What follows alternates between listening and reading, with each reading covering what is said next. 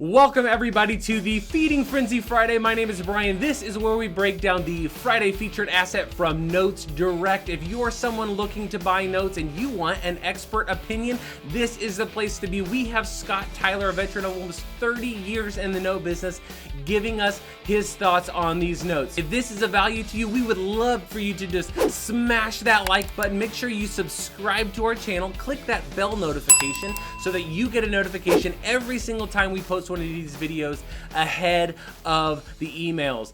Let's go. All right, so what do you got for us today, Scott? Hey, Brian, I've got a single family residence in Martins Ferry, Ohio. Martins Ferry, I love the way that sounds. Sounds like a great place to live. Looking on the map, it's about, it's minutes within from the Ohio River. Yeah, absolutely. I've actually got some friends that live just north of that. So I kind of know the area. Pittsburgh's super close, obviously. Right. So it makes it quite convenient. Yeah, and the property, look, 3.2, 1,600 square feet. It's got a one-car attached garage. So, yeah, decent-looking property. And, hey, Brian, this is an REO property. This isn't a note for sale. This is actually a property for sale.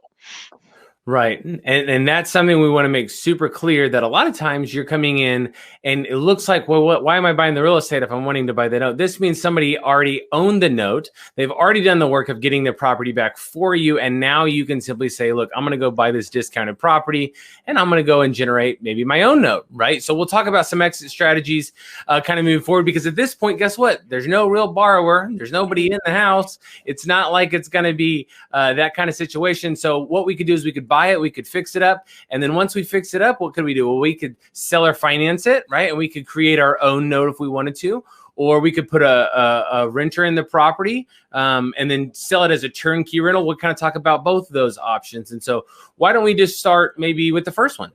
Yeah. Hey, I mean, you talked about the seller financing, the owner financing on this. You could buy this property, Brian, spend some money, with some tender love and care, right?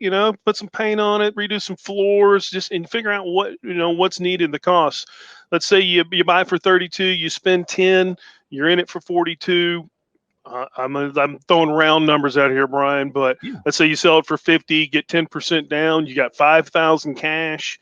You seller finance it to them at 8% you could do it for 15 years. When 8%, I did some quick math at 8% over 15 years, your monthly P&I would be $430 a month that you'd be receiving, right?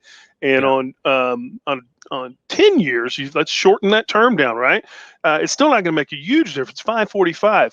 Rents in this area are close to $1,000 a month. We talk about this every week. You can't rent a property. A borrower couldn't rent a property for that monthly P&I in this area. So those are a couple of options there. Yeah, and I would say too, on the seller financing side, what's really interesting is the BPO on this thing says 56,000. So if the value is at 56,000, let's talk a little bit more about kind of reality. Where am I going to be? I'm going to seller finance this to a penalty box buyer. We talk about that in our sister company Note School all the time, right? And with a penalty box buyer, this is somebody that's going to typically pay a premium price, have a premium down payment, and they're typically going to pay a premium interest rate, because you're offering not just the house, but you're also offering the financing with the house. And this is a $1 trillion marketplace. This is a marketplace filled with people who are just missing one or two things from maybe being qualified with Bank of America or something like that. They don't qualify. There's something standing out. Maybe they've got a 618 credit score instead of a 620. That's a silly example, but you get the idea.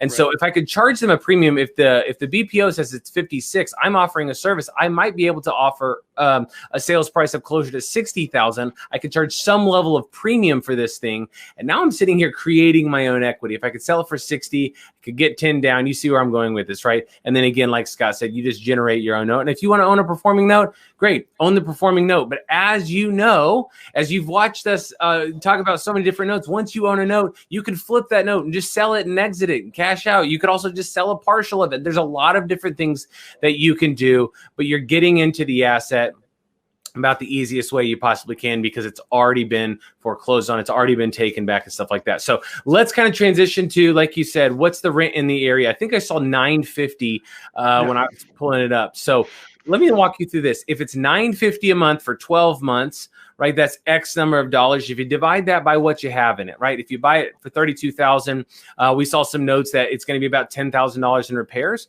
So let's say it's $42,000 plus, a little bit of whatever closing costs, or maybe you're wrong on your budget. If it's $950 a month divided by 45,000, that's a 25% cash on cash return annually. That's something that then you can take and keep if you wanted to keep it as a rental property, or you can take that and you can resell that to someone who buys turnkey rental properties. And I'm going to go on a limb and say, with a gross return of 25%, even after taking a lot of things out of that to get your net operating income, I'm going to go on a limb and say that's probably still a pretty sizable return. I think that's. I think an investor will be more than okay with the 25% for sure. Yeah, and even in the purchase here, Brian. I mean, we even discussed that at $32,000. You're buying a $32,000, or you're spending $32,000 for a $56,000 property. I mean, your investment to value is sub 60%, right? I didn't do the math, but I know it's below that. Yeah, absolutely. So a lot of options. And for those of you who are kind of wanting to take that step, again, right now with seller financing, it's just, there's never been a better time to seller finance because of the number of people who fall into that category. So check that out. Do your due diligence. And if this is for you, go click that buy button. Well, thank you so much, Scott, for taking some time to walk through that with us. If this asset is for you, make sure you do your due diligence and then go and click that purchase button. Go out and make it happen. Take action. If you want to see more notes, make sure you are subscribing to the channel. Make sure you click that bell notification to get the latest updates so that as soon as we post these videos, you're getting the information ahead of the emails. If you're new to Notes or you want to learn more about Notes, you should register for our one-day deeper dive class through our sister company, Note School. It is a one-day deeper dive class to cover everything from creative financing, creating your own notes, learning how to wholesale and flip notes, things like performing notes and selling partials, what it looks like to make some big money with some bad debts through non-performing notes. It's a wonderful full-day class. You could register for that class below. For the rest of you, I hope you have a great week, and we'll see you next week on the Feeding Frenzy Friday.